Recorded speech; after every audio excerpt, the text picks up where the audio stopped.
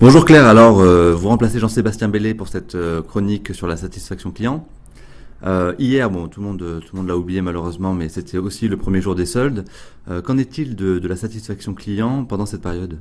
Effectivement, on a un peu oublié, mais hier c'était le premier jour des soldes. Un grand mouvement d'agitation dans tous les magasins, mais surtout cette année sur Internet, car on constate un changement des habitudes de consommation. Maintenant, 60% des consommateurs vont sur Internet pour faire leurs achats.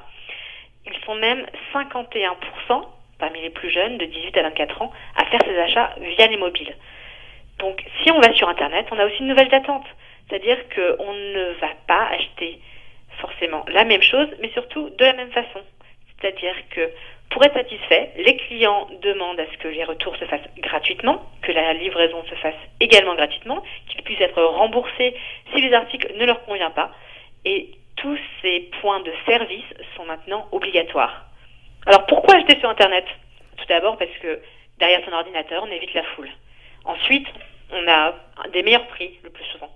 Et enfin, on a encore plus de choix. On peut aller d'un magasin à l'autre, d'une marque à l'autre, tout en restant confortablement assis, au chaud, derrière son ordinateur. Ok, alors quels sont ces acteurs justement et n'est-il pas trop risqué d'investir dans ces sociétés Internet?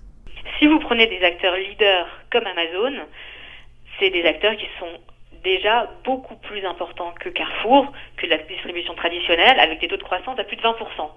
Donc, pas forcément. Mais attention, sur des acteurs plus petits, il faut bien les choisir. Et c'est là que la satisfaction client est essentielle.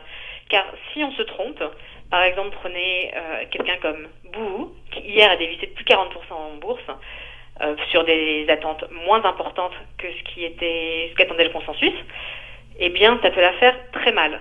Mais si l'on prend un acteur comme Asos, qui a une expérience client maîtrisée, eh bien, c'est un acteur qui sait avoir des clients qui restent, qui rachètent, qui achètent plus cher et qui en plus vont recommander le site à leurs amis. Donc, pour le prix d'un client, vous en aurez deux.